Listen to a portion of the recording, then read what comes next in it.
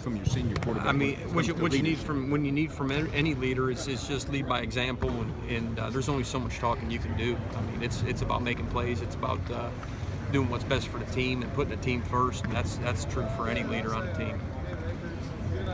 What have you liked or not liked about the response of the team since Saturday? What I liked is when we had our first unit meeting, everybody's body language was very good. The guys were obviously upset but focused, and there's no bad body language, there's no bad attitudes, and they respond very well to any adversity. So the effort today was great as well.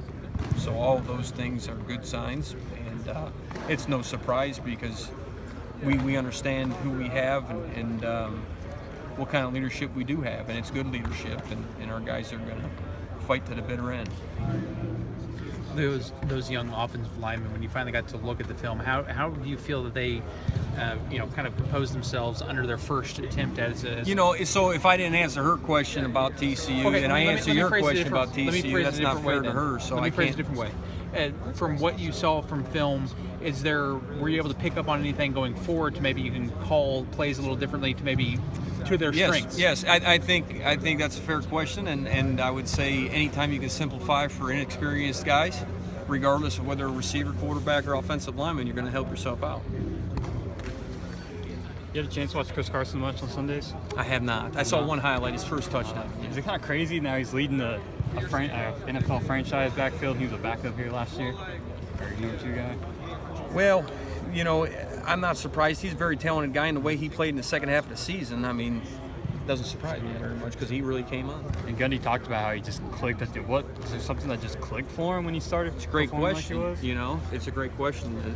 You get the switch, and you'd have to call him up and ask him. Thanks, Coach. Yep. Coach, how much are y'all still working on Mason's escapability? It seems like everyone tries to narc him on it and say, "Oh, he can't escape as well as Baker Mayfield." Well, he's not Baker Mayfield. Narc him. Just like say knock him? Yeah, knock him.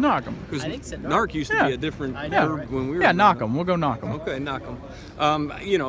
We always work every day on footwork and movement drills, and he asks for them all the time, so he's always working on it. But he's got a strong body, and he's got to understand there's a timing in his head of when to get it going and get vertical and get north, and when to pack that rock away. Obviously, got to continue to drill those things. How have you seen him grow in that way?